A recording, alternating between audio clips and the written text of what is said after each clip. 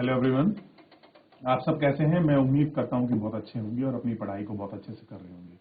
मैं Akash Kumar Bhadana ICT virtual classroom में आपका बहुत बहुत स्वागत करता हूं। मेरे प्यारे बच्चों, जैसा आपको पता है कि हमारी 7th क्लास है और 7th क्लास में हम लोग देख रहे हैं हमारा अतीत सेकंड। उसी बुक का हमारा अंतिम चैप्टर हमारे सामने है। 10वां चैप्टर है 18वीं सदी में नए राजनीतिक गठन। ठीक, तो 18वीं शताब्दी में ऐसा क्या हुआ जो नए राजनीति के मायने हमारे सामने आ गए। नई राजनीति की जो बाकी चीजें थी हमारे सामने निकल कर आ रही थी, उन सभी चीजों का हम लोग आपका वर्णन करेंगे। जैसे यदि आप चित्र 1 और 2 को ध्यान से देखेंगे, ध्यानपूर्वक अभी हम देखेंगे उनको, आपको पता चलेगा कि 18वीं शताब्दी के पूर्वार्ध के दौरान उपमहाद्वीप में कुछ विशेष रूप से उल्लेखनीय घटनाएं घटी। ये जो हमारा उपमहाद्वीप है, भारत और उसके पास पड़ोस का देश, इसमें कुछ आपको घटनाएं दिखाई देंगी। कई स्वतंत्र राज्यों का उदय, मुगल साम्राज्य की सीमा किस तरह बदली। आप देखेंगे कि 1765 में एक नई शक्ति यानी कि ब्रिटिश सत्ता ने पूर्वी भारत में बड़े बड़े हिस्सों में अपनी सफलता हड़प लिया और ये मानचित्र में हमें आपका दर्शाया गया है। देखिए, सबसे पहले ये पुराना नक्शा है भारत का। इसमें ये वो नक्शा है जिसमें आपका अंग्रेज भारत में नहीं आए। इस नक्शे को देखिए, कहां सिख कम्युनिटी है, कहां अवध है, कहां बंगाल के पाल बैठे हुए हैं, कहां गुजरात है, कहां मालवा है, कौन सा क्या है, ये आपको पूरा दिखाई देगा। इस पूरे क्षेत्र देख लिया आप लोगों ने। जैसे ही आप इस पूरे मानचित्र को अच्छे से देखेंगे तो स्टेप बाय स्टेप सारी चीजें आपके क्लियर हो जाएंगी। ठीक, चलिए उसके बाद ये वाला भारत थोड़ा सा गौर करके देखिए। नीचे वाला भारत जिसकी हमने बात भी अभी हम करेंगे, कहां पर मराठा रह रहे हैं, कहां पर हैदराबाद में जो निजाम है वो आपको दिखाई देंगे, कहां पूना है, कहां बड़ौदा के सम्राट बैठे हुए हैं। ये सारी चीजें जो है आपको इसमें बिल्कुल साफ और बहुत स्पष्ट रूप से दिखने वाली है। यह है मुगल साम्राज्य की बाहरी सीमा को इसमें दर्शाया गया। अब इसके बाद जैसे मुगल चले जाते हैं, उसके बाद जब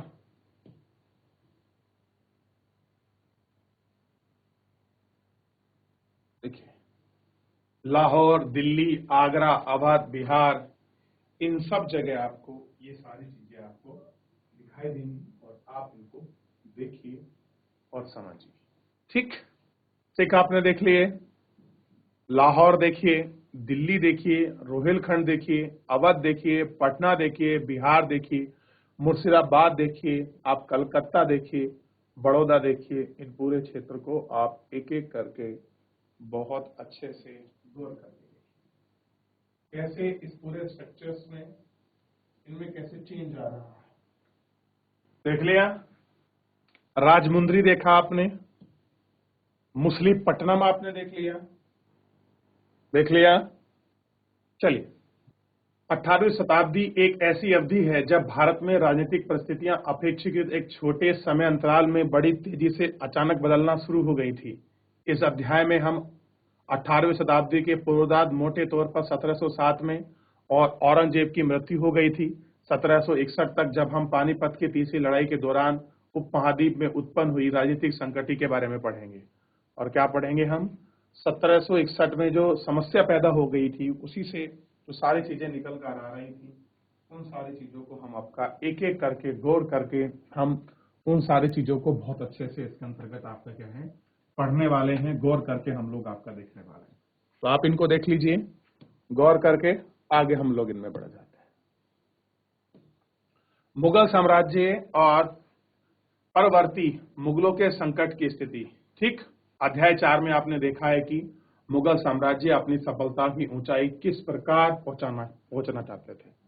कि जो आपके मुगल साम्राज्य हैं, तो इसमें मुगल साम्राज्य के अंतर्गत आप किस प्रकार ऊपर इनको पहुंचाना चाहते हैं, आप देखिए।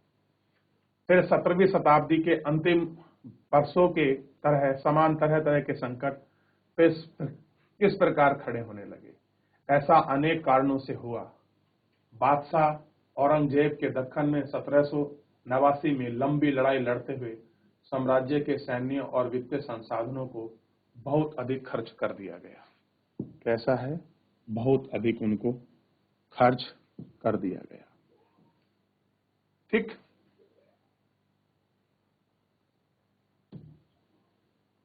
औरंगजेब के उत्तराधिकारी उनको देखें। ठीक। औरंगजेब के उत्तराधिकारियों के शासनकाल में साम्राज्य के प्रशासन में कई कार्य कुशलता समाप्त होने लगी थी और मनसबदारों की शक्ति वर्ग के वंश में करना केंद्रीय सत्ता के लिए कठिनाई हो गया था कि जितने भी मनसबदार थे उनको केंद्रीय सत्ता के बीच कैसे लाया जाए, यह अपने आप में बहुत बड़ी कठिनाई हो रही थी। औरंगजेब के उत्तराधिकारी के शासनकाल में साम्राज्य के प्रशासन की कार्य कुशलता समाप्त होने लगी थी। मनसबदार की शक्तिशाली वर्ग व्यवस्था केंद्र सत्ता को इकट्ठा करना बड़ा कठिन हो गया था। सूबेदार के रूप में नियुक्त अभिजात अक्सर स्वराज और सैन्य प्रशासन यानी दीवानी और फौजदारी के दोनों कार्यालय पर नियंत्रण रखते थे। इससे मुगल साम्राज्य के विशाल क्षेत्र पर उनके राजनीतिक, आर्थिक और उन्हें जो है सैन्य शक्तियां मिल गई थी। अब सबसे बड़ी समस्या ये थी, जो आपका मुगल साम्राज्य था, अगर वो किसी को किसी क्षेत्र का आपका सूबेदार नियुक्त कर दे, आपका गवर्नर बना दे, उसके बाद तीन शक्ति एकदम चली जाए। बेसिकली दो, तो राजस्व आपको इकट्ठा करने की, और दूसरा आपका सैन्य शक्ति, यानी कि राजस्व मामले और फौजदारी मामले दोनों उस क्षेत्र के उसके पास पहुंच जाते थे। और जब वो पहुंचते थे तो वो राजनीतिक रूप से भी आपका सशक्त होता था, आर्थिक रूप से भी और सैन्य शक्ति के रूप में भी, तो हर प्रकार से सशक्त हो रहा था। जैसे जैसे सूबेदारों ने प्रांतों पर अपना नियंत्रण सुदृढ़ किया, राजधानी में पहुंचने वाले राजस्व की मात्रा में कमी आ गई। अब जैसे ही वो अपना कब्जा करने लगेंगे, वो अपना हिस्सा उसमें से पहुंचना शुरू कर देंगे, खाना शुरू कर देंगे, तो क्या होगा, जो राजस्व केंद्र सरकार को जाना चाहिए, जो मुगल बादशाह को जाना चाहिए, वो राजस्व में आपका कमी आना प्रारंभ हो जाएगी। तो जब कमी आएगी तो अब दोनों के बीच में डिस्प्यूट, आपके विवाद होने बड़े स्वाभाविक और लाजमी है। ऐसे ही कहानी हुई कहां पर, आप देखेंगे, आपको देखने के लिए मिलेगा। उत्तर और पश्चिमी भारत के अनेक हिस्सों में जमींदारों और किसानों के विद्रोह और कृषक आंदोलन ने इन समस्या को और भी गंभीर बना दिया। अब क्या हो गया कि कुछ लोग विद्रोह कर रहे हैं, जिनका नाम है किसान विद्रोह, जिनका नाम है कृषक आंदोलन। इन सब ने क्या बना दिया, और भी उसको गंभीर मुद्दा कर दिया। कैसा बना दिया इनको, और भी गंभीर बना दिया। ठीक। और आप इसको देख सकते हैं, कभी कभी ये विद्रोह बढ़ते हुए करों के भार के रूप में विरोध किया गया, और कभी कभी ये सैन्य शक्ति आपका सरदारों के द्वारा अपनी स्थिति को सुदृढ़ बनाने की आपका कोशिश थी। अतीत में भी विद्रोही समूह ने मुगल सत्ता को चुनौती दी, परंतु अब ऐसे समूह ने क्षेत्र में आर्थिक संसाधनों का प्रयोग अपनी स्थिति को मजबूत करने के लिए किया। जिस तरह से धीरे धीरे राजनीतिक व आर्थिक सत्ता प्रांतीय सूबेदारें, स्थानीय सरदारों व अन्य समूह ने अपने हाथ में आई, तो औरंगजेब के उत्तराधिकारी इस बदलाव को रोक ना सके, और कह रहे कि जिस प्रकार के आपके बदलाव इस समय हुए, जो उनके उत्तराधिकारी थे वो उनको रोक ना पाए, क्योंकि राजनीतिक, आर्थिक और प्रांतीय धीरे धीरे से इनमें सब में स्थिति आपकी लोग मजबूत कर रहे थे, और बहुत सारे समूह आपका विद्रोही हो रहे थे मुगल के खिलाफ। तो ये सारे बदलाव जो हो रहे थे, उन बदलावों पर उत्तरवर्ती जो मुगल थे, खास कर औरंगजेब के बाद के जो शासन आए, आप देखिए औरंगजेब तक तो बहुत बढ़िया शासन चला है, और आपको देखने के लिए मिलेगा बाबर से लेकर अब तक, बीच में एक आध आप छोड़ दीजिए, आपके छोटे मोटे हो रहे शासक रहे, नहीं तो सबने बहुत अच्छा आपका शासन किया है। लेकिन औरंगजेब के बाद इतने अयोग्य शासक गद्दी पर बैठेंगे, जितने भी आपके उस समय आपके सूबेदार थे वो अपने आप को स्वतंत्र घोषित कर लेंगे, और दिल्ली जो केंद्र की सत्ता है वो बहुत ज्यादा कमजोर हो जाएगी, और शायद यही कारण ऐसा रहेगा जिसके कारण ही आप देखेंगे अंग्रेज भारत में आपका प्रवेश करेंगे। तो इतना फिलहाल एक बार इसको देख लीजिए, पढ़ लीजिए, समझ लीजिए, और इसमें कोई डाउट, कोई क्वेरी बनती है आप मुझसे पूछ लीजिए। जैसे ही आप इसको देखेंगे सारी चीजें साफ हो जाएंगी। अब देखिए, अब आप थोड़ा सा एक चीज और समझने की कोशिश करिए। भाई दिल्ली, आगरा, दो ही आपकी राजधानियां रही हैं। अब यहां से अवध में शासन करना, यहां से पटना में शासन करना और यहां से ही बंगाल के इस पूरे क्षेत्र में शासन करना, खास कर मुर्शिदाबाद, जो बंगाल का, जो आपका वर्तमान का बांग्लादेश है। ठीक, इधर हैदराबाद में आपके निजाम बैठे हुए हैं, उड़ीसा में उत्कल वाले तट पर शासन करना। चलिए, इस क्षेत्र में तो हो रहा था, लाहौर वाले क्षेत्र तक शासन करना। ये मुगलों के लिए बड़ी समस्या थी, लेकिन उस समय तक नहीं, जब तक औरंगजेब था। देखिए, विद्रोह तो होते थे, सेना उनको दबाती भी थी और सारे काम होते थे, लेकिन इस समय जो सूबेदार था उसको डर थी आपकी सत्ता का। किसका डर था? केंद्रीकृत आपका सत्ता का डर था। लेकिन औरंगजेब के बाद जो आपके उत्तराधिकारी आए हैं वो इतने कमजोर हो गए, केंद्रीय शक्ति इतनी कमजोर हो गई थी कि ये सब लोग आपका हावी होना शुरू हो गए। आप इनको पढ़ सकते हैं, देख सकते हैं। देख लिया इतना किस तरह से था पूरा क्षेत्र। अब बताइए, क्या इतने बड़े क्षेत्र पर एक व्यक्ति नियंत्रण अपना कर सकता था? क्या एक व्यक्ति इतने बड़े क्षेत्र पर अपना नियंत्रण आपका रख पाता? अब ऐसी बहुत सारी समस्याएं, ऐसी बहुत सारी संभावनाएं जो हो रही थी, उनको भी हमको देखना।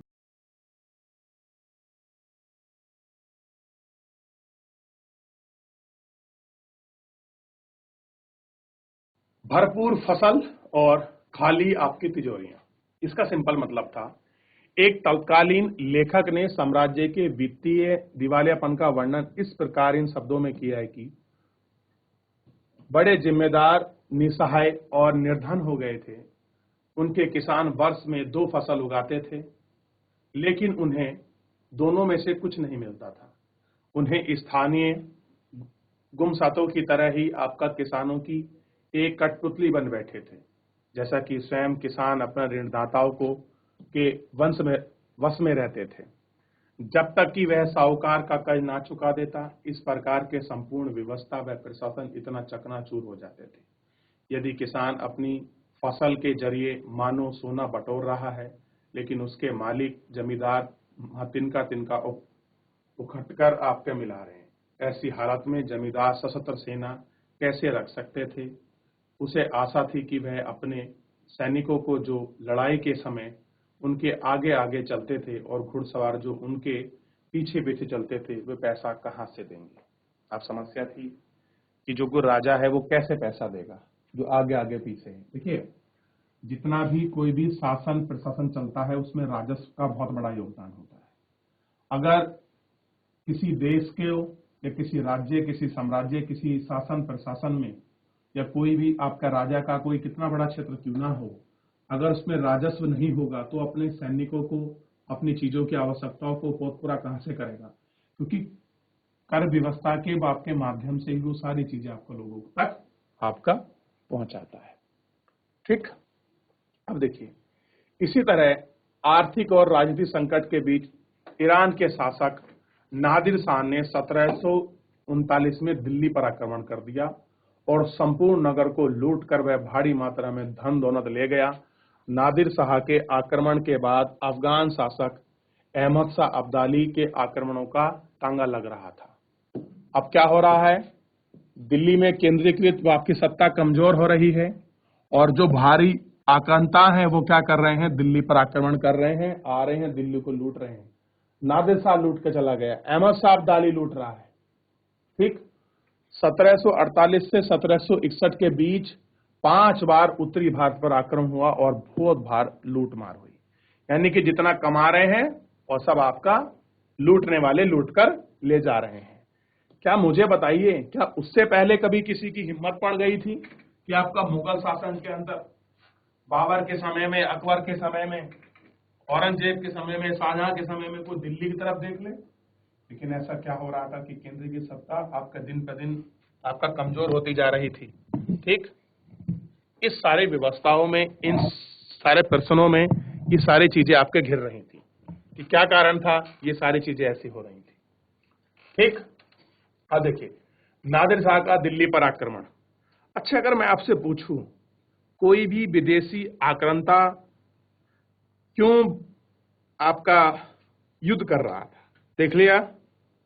चलिए, नादिर शाह का दिल्ली पर आक्रमण। नादिर शाह के आक्रमण के फलस्वरूप दिल्ली में जो ध्वस्त हुआ उसका वर्णन समकालीन प्रेक्षकों ने किया है। इनमें से एक मुगल कोष से जिस तरह धन लूट गया उसका वर्णन इस तरह से है। 60 लाख रुपए और कई हजार सोने के सिक्के, लगभग 1 करोड़ रुपए के सोने के बर्तन, लगभग 50 करोड़ रुपए के गहने जेवरात, अन्य चीजें ले गया। सोच के देखिए 1700 के समय में 60 लाख रुपए नगद ले गया, 1000 आपके सोने के सिक्के ले गया और लगभग 1 करोड़ रुपए के क्या ले गया, सोने के बर्तन, और लगभग 50 करोड़ रुपए के क्या ले गया, गहने और आपके जवाहरात और अन्य चीजें ले गया। इसमें से कुछ तो इतनी बेशकीमती थी कि दुनिया का उनका मुकाबला कोई नहीं कर सकता। तख्ते हाउस यानी कि मयूर सिंहासन। अब मयूर सिंहासन को कौन ले गया, नादिर शाह, यही है व्यक्ति नादिर शाह। और मयूर सिंहासन के ऊपर क्या लगा हुआ था, कोहिनूर हीरा। क्या लगा था, कोहिनूर हीरा, जिसको राजा रणजीत सिंह के सिंहासन में था। और वो किसके पास पहुंच गया था, जागीर के पास। और जागीर ये मुगल सिंहासन में थे और लूट के कौन ले गया उसको, नादिर शाह। वर्तमान में कहां है कोहिनूर हीरा। और कहते हैं कि जब वो सिंहासन को लूट कर जा रहा था तो आधा टुकड़ा कहीं किसका, कोहिनूर का टूटकर भारत में गिर गया। आधा कहां रखा है, लंदन में। ठीक, ये है ऐसा नादिर शाह। अब देखिए कितनी बड़ी लूट करी, लगभग 50 करोड़ के गहने। 1700 के समय में 50 करोड़ के गहने, 1 करोड़ के सोने के बर्तन, इस तरह का सोचिए कितनी बड़ी लूट थी। जैसे कि आज की तारीख में कई हजार लाख करोड़ कोई आपका लूट के ले जाता है, इस तरह से। और एक नहीं 5 बार ऐसे भारत के साथ हुआ और दिल्ली में लूटा उन्होंने ये सब। एक अन्य वृत्तांत में यानी कि कहानी के रूप में लिखा है दिल्ली पर आक्रमण का वर्णन का प्रभाव। जो कभी मालिक थे अब बड़ी दर्दनाक हालत में आ गए हैं। जो कभी भरपूर आनंद आदर इज्जत दी जाती थी वो अब प्यास भूख बुझाने के लिए भी नहीं मिलती। अलग थलग पड़े लोगों को उनके कोनों में खींचकर बाहर निकाल लिया गया। दौलतमंदों को भिखारी बना दिया जा रहा था। जो शौकीन लोग आपके तरह तरह के सुंदर कपड़े पहनकर वेशभूषा का नया नया फैशन चला रहे थे, अब वो नंगे घूम रहे हैं। जिनके पास जमीन जायदाद की कोई कमी नहीं थी अब वो बेघर हो गए हैं। नया शहर यानी कि शाहजहानाबाद अब मलबे के ढेर में बन गया है। नादिर शाह ने तब शहर को पुराने मोहल्ले पर हमला बोला और वहां से सारी दुनिया को तबाह कर डाला। यानी कि पूरी स्थिति बताइए कि नादिर शाह ने दिल्ली की क्या आपकी दुर्गति करी है। जो अमीर ज्यादा थे, जो समय आपके मजे लूट रहे थे, उनकी कैसी हालत हो गई थी। आप इसके माध्यम से इसको समझ सकते हैं कि क्या कंडीशन में बेचारा है वो अपना जीवन जी रहे थे।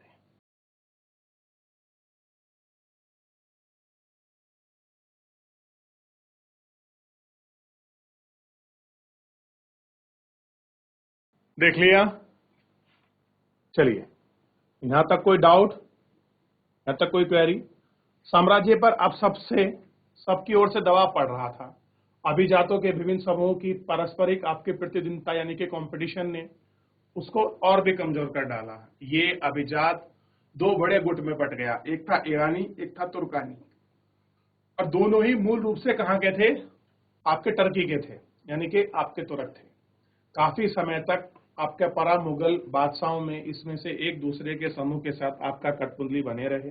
बेहद अपमानजनक स्थिति पैदा हो गई जब 2 मुगल बादशाह फर्रुखसियर 1713 और 1719 में आलमगीर द्वितीय की हत्या हो गई और बाद में बादशाह अहमद शाह 1748 और 1754 और बादशाह आलमगीर द्वितीय ने उनके अभिजात ने अंधा कर दिया। आप देखिए कैसा कर दिया उन्होंने, अंधा। अंधे का मतलब ये नहीं आंख पकड़ के उनकी आंखें फोड़ दी। अंधे का मतलब होता है जिस तरह की साम्राज्य में घटनाएं घट रही हैं वो उनको जानकारी उन तक ना पहुंचाकर गलत इंफॉर्मेशन उनको आपका ट्रांसफर की गई। ठीक, अब एक इमेज आपके सामने है। देखिए एक अभिजात दरबार में स्वागत करते हुए आपका फर्रुखसियर। देखिए एक अभिजात है और फर्रुखसियर का स्वागत कर रहे हैं, स्वागत करते हुए फर्रुखसियर। अब नए साम्राज्यों का उदय होगा। अब कैसे आएंगे भारत में? नए साम्राज्य आएंगे और उन नए साम्राज्यों का उदय होगा। देखिए, मुगल सम्राटों की सत्ता के पतन के साथ साथ बड़े प्रांतों में सूबेदार और बड़े जमींदार ने उपमहाद्वीप के विभिन्न भागों में अपनी शक्ति को और भी प्रबल बना ली। अब क्या होगा? जो भी आपके बड़े सूबेदार, वो आपके जमींदार है, वो अपने आप को क्या करेंगे? सशक्त बनाएंगे। 18वीं शताब्दी के दौरान मुगल साम्राज्य धीरे धीरे कई सत्ता क्षेत्रीय आपके शिखर में बंट गया।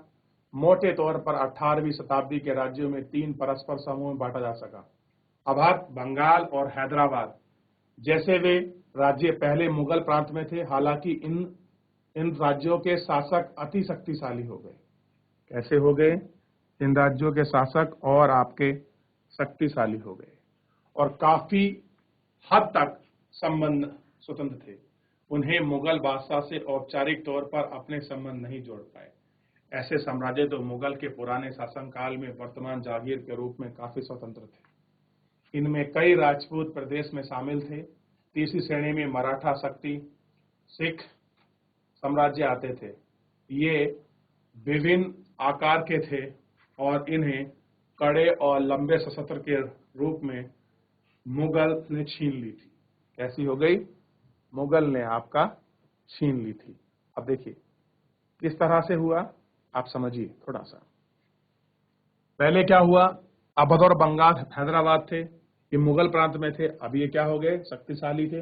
और कहते हैं कि अवध और बंगाल और हैदराबाद 3 सबसे बड़े आपके मजबूत थे। ठीक, जैसे ही सेंटर कमजोर हुआ, ये तीनों फ्री हो गए।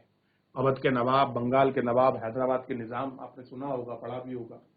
ठीक, दूसरे नंबर पे आप देखिए ऐसे जो आपके शासनकाल के वतन के जागीर के रूप में स्वतंत्र हो गए। तीसरी श्रेणी में सिख, मराठा, जाट आ गए। ये भी क्या थे? इसी के अंतर थे। और ये भी अपने कैसे हो गए? अलग हो गए। यानी कि हर तरीके से अब केंद्र की सत्ता क्या हो रही थी? कमजोर हो रही थी। और यही मुगलों की सबसे बड़ी नाफरमानी, नाकामयाबी के रूप में सामने आ रही।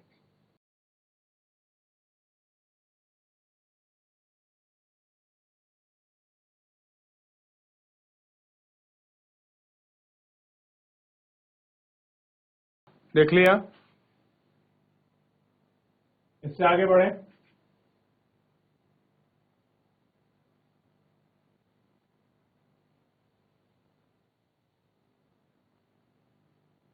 पुराने मुगल प्रांतों से जिन उत्तराधिकारी का उद्भव हुआ, उनमें से 3 राज्य प्रमुख थे।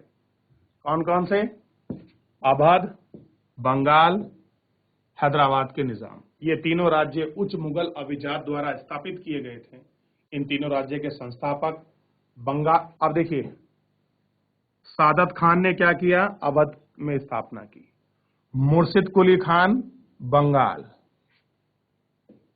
अशरफ जहां आपका हैदराबाद ऐसे व्यक्ति थे जिन्होंने मुगल दरबार में ऊंचा स्थान था। मुगल बादशाहों को उन पर भरोसा और विश्वास था। अशरफ जहां और मुर्शिद कुली खान दोनों को 7-7 हजार जात का दर्जा मिला था और सादत खान को 7,000 के दर्जे की जगह 6,000 का था। ये कैसा था? 6,000 का। क्लियर है? ये आपको बेसिकली इसमें देखना था, पढ़ना था। फिलहाल मेरे प्यारे बच्चों, आज के इस लेक्चर में इतना ही। नेक्स्ट लेक्चर में हम लोग कंटिन्यू करेंगे और हैदराबाद को कल से पढ़ेंगे। धन्यवाद।